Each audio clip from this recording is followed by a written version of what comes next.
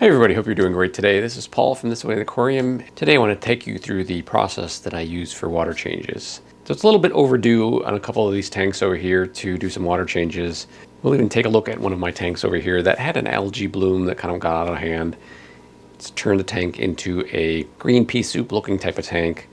So fish are still fine in there, parameters are all fine, but as we know with tanks, sometimes they get out of hand and you need to do some maintenance in order to get them back into the condition that you want them to be. Basically where you can actually see inside the tank, you don't have algae covering the glass. But this more is about the water changes and the equipment that I use for water changes. So admittedly, this is not the most efficient way to do water changes. There are various setups that you could do, especially for a fish room like this. Automatic water changes would be ideal. If I had the budget and we're doing it again, I would set it up with some sort of automatic water change. I'm still considering setting up an automatic water change. It will be something a little different though compared to your traditional water changes, but it's still something I'm thinking through, need to figure out how to set it up, how to design it, where to put certain things that are needed for the water changes, and then how to plumb the entire room over here. So that's for a later video. For today's video, let's take a look at some of the gear that I use for water changes. So I'm not a big believer in huge water changes. I intentionally understock my tanks because I don't want to over pollute the tanks. I don't want to have a lot of bioload in those tanks that can overwhelm the system. Especially if you're not doing large water changes, you have a tendency to get nitrite spikes, which over time can be harmful for the inhabitants of your tank. So I go with the thought of doing smaller water changes just to get some fresh water in there, refresh the tank, and also do some cleanup and maintenance at the same time too. So especially during the summertime, I'm more likely to do water changes with this over here. I've actually got two of them. As you can see, one I've cut off the top over here where this one had a top on it, and in this one I drilled a couple of extra holes in there just so it flows a little faster. So the reason I use these two is I will use the water from my aquariums to water my garden. So as we know, plants love nitrates. So my vegetable garden during the spring and summertime has plenty of plants alive and active. Right now it's winter time, so it's not as important for me to do that. But a lot of times if the weather is okay out there, I still will siphon out water from one of my aquariums into this over here. It's a 2-gallon watering can, and then I'll just take it out. I've got a walkout basement here, walk out into the back there, pour it over my garden. Even when there's nothing growing in there, I'll actually pour this water in there. Over time, that nitrate can build up, and then when I do plant the plants in there, they have a little more nutrients in the soil, so I have to use less fertilizer for that soil as well too. So as I mentioned, this is a 2-gallon bucket, and then the bucket that I use for refilling the water is this bucket over here. The reason I keep two separate buckets is because with this one, I'm only using fresh water, and the only chemical I use in it is the dechlorinator. I don't put anything else in here, just the fresh water, just dechlorinator, and it's only used for refilling my aquariums, and that way I'm not going to run any risk of cross-contamination. For instance, I've got a regular watering can outside that I use for just the garden. I'll add fertilizer in that. That never comes into the house, so that way there's never going to be any issue where you got leftover fertilizer in your watering can, and then by mistake you fill it up with water, pour it in your tank, and then suddenly you've got a huge bunch of problems because you overloaded the tank with nitrates. So these are pretty cheap. I believe I bought these for about $7, $8 each from a local hardware store. So I'll take this to my utility tub over there, temperature match it as close as I can to the tank, add that dechlorinator, and then pour the water in. So in order to start that siphon, I use this siphon over here. Also something that I purchased online, I think probably no more than $8, $9. It's got a little siphon bulb over here that allows me to start the water. No suction needed. Just drop this end into the tank, and then this end into the watering can. Within 30 to 60 seconds, the watering can is filled up with the aquarium water. I'll take it outside, pour it out, and then if I want to do more than 2 gallons, I'll just bring that watering can back inside, start the same process over again. So when it comes to aquarium like this one over here, it's a 20-gallon, so at a 2-gallon watering bucket, assuming you're filling it up to the 2-gallon mark, that is about a 10% water change. So in my opinion, as long as you're not overstocked, 10% water change does fine. When I'm checking my parameters, I usually don't see much nitrates in the water. And I'll do that consistently across the tanks. So the 4 gallon, I'm doing at least 2 watering cans. Gets the same thing, around 10%, refilling it up to with 4 gallons of water, and then doing that every couple of weeks for each tank. Now, obviously, when I'm using this over here, as you can see, the tube that you put inside the tank is not very long, so I'm not really siphoning out the gravel. I'm not really cleaning mulm and debris out of the tank. Now, if I do need to do that, I do have another method where I bring out the handy dandy Python. So this Python is not a long one, so it's not something that I attach to the sink and then siphon out that way. But the times when I do want to do some siphoning, which is not very frequently, because my tanks usually don't have that much buildup of mulm. I'm finding more of that mulm in the filters, so if I get the sponge filters in there, they usually have a good buildup of mulm. I'll just take that out, clean it out, get rid of the mulm that way, pop that filter back in, and just kind of let it do its process over there. Occasionally when I do need to do some siphoning, I've got the Python over here, and then I actually use a different size buckets. I don't use these watering cans. So when using the Python, when I do want to gravel vac or I want to do a larger water change, I actually have a larger bucket for that. So these are actually hydroponic buckets that I purchased. Originally was planning on a hydroponic setup, but never got around to it in my basement. Instead, I use these for the water changes with my aquarium. So these are 8-gallon buckets when you fill them up all the way. Usually I'm not filling them up all the way, probably getting about 7 gallons of water. So when I'm doing water changes, usually I'll drain out about 5 gallons, 5 to 6 gallons. I've actually got multiple of these. I've got 2 of these that I use for water changes. So in the one, always the dirty water goes in, and on the other side, I've got one that I only use with clean water. And the clean water, same type of thing too. I will put the water in there, temperature match it, add my dechlorinator, and then from there, I actually use an electric pump to pump the water back into the tank. So this is the pump that I use for pumping the water up. It's also actually something that I can use too if I want to make my water change a little faster. I don't want to use a siphon. I can actually just drop this in the tank. It's a submergible pump. Plug it in. It'll go out of the tank into the bucket.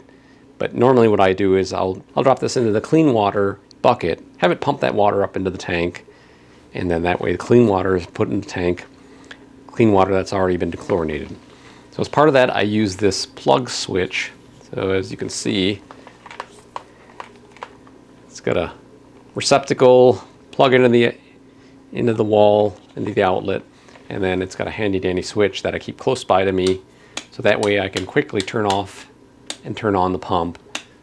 So that way I'm not running the pump dry, which can also cause problems with the pump. Or if there's an issue with the water where too much water is coming out, just hit the button, it turns off, and then you stop the pump process. So that's the handy thing with this. It does have quite a bit of distance that it can pump, so it's possible in the future too, I could get a longer pipe over here, run it directly into the utility tub I have over there, and then drain it out that way. But since I like to reuse my water in my garden, most times I'm pumping from my tanks into a bucket and then taking that bucket outside and then transferring that water into the garden. If you've been enjoying this video so far, please hit that like button so others can find it too. So as I mentioned, this is not necessarily the easiest way to do water changes, especially when you get a number of tanks in a fish room. You want an easier way. In my case, ideally what I should be doing is basically, with as many tanks as I have over here, is doing 1 a week, and then that way getting at least sufficient water changes done, making sure there's new water put into the tank, helping out the fish. Siphon and the watering can ready. Do a quick water change on this tank right here.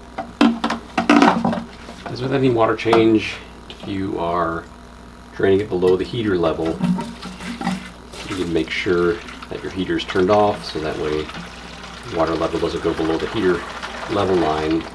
Cause some overheating issues that could damage your tank, possibly harm your fish. So always unplug your heater if you need to. In this case, my heater is angled down low. I'm only going to do 1 watering can of water, so basically 2 gallons. This is a 20-gallon tank, 10% water change. And a little bit of evaporation, so I'll probably be putting in a little more compared to what I'm taking out. 2 gallons drained. I'm going to go dump this out in the garden, come back, and then add the fresh water. Do a quick temperature check of the water, just to make sure everything's operating as normal here. And also gives me the baseline for the water I'm going to put in the water can over here for refilling the tank. So we're at 78. Temperature about 78, 79 degrees. A couple degree plus or minus is not going to hurt anything. I know some people actually will not adjust their temperature at all, just take whatever's out of the tap. That depends on the size of your tank. This being a smaller 20-gallon tank, I prefer to temperature match as close as possible. Kick up some mulm here, and I did add dechlorinator as well. Looks like I need at least another gallon. Just one tank down, a couple more to go. The extra water that I had, I did end up putting into this shrimp tank over here. I usually don't do water changes for the shrimp tank. They're a little more sensitive to water changes, so I just do top offs. I do have to fix the easy flow airlift tube here, as I've done in another video. You can hear it's pretty noisy, and this one doesn't flow the best. So I'm definitely going to hack that one and improve the water flow in it. So all the other tanks, the water's been changed using the watering can method. With this tank here, as you can see, this is a larger 75-gallon tank. A little more water to change, but compared to these other tanks here, it's got a little bit of a tinge in it. That's from the tannins and from this driftwood. So I need to do a little more water change in there just to help start to reduce the tinge. Not harmful to the tank in any way, but I do want to get less of a tannin look for this tank. It's going to be doing a water change on this one. I will not be temperature matching this tank because the only inhabitants in here are a couple of snails. No fish in this tank as of the moment. Hoping to get that changed soon.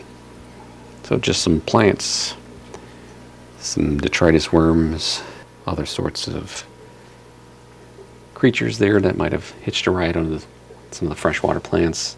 So for doing the larger water change, you can see I've got the bucket set up here on a cart.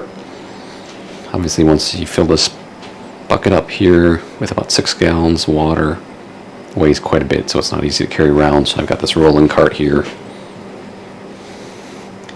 Pumps down there, dirty water bucket right there that I'm going to use the Python siphon for, and the fresh water over here. It'll be just straight tap water, not temperature matched, and then adding the dechlorinator. Since the tank is a live tank in the sense that there's bacteria and everything growing in there, it's been cycled. I don't want to harm the cycle, especially since there's not much activity and there's not much fish life in there, so not too much to sustain the bacteria population. So dechlorination is advised. So the cart that you see right here is something I purchased from Harbor Freight. Holds up to 500 pounds. So if I did want to do a larger water change, I've got a larger tote right there. Just need 2 of those, one with fresh water, one for the dirty water. And then could easily put them on here and do a larger water change as well. So this tank being on a higher level, do the stand over here. I use my step stool to help with the siphoning, especially if I want to get down in there and gravel vac, or in this case sand vac, which I don't intend on doing, but then yeah, I definitely need the step stool in order to get up there. So here again is the dirty water bucket. I'm going to try and aim for a lower water level than the fresh water bucket, just because I'm going for an even exchange. As you can see here, there's been some evaporation, so I probably will use the watering can just to top off. So let's start the water change. For those of you who've never used a Python before, you don't have to start the siphon with suction. You don't have to put your mouth to the pipe. Best way to do it is just to drop the Python in there, angle it upwards, raise it up, start that water flow, and drop it in there. Might have to do it 1 or 2 times just to get that water good flow.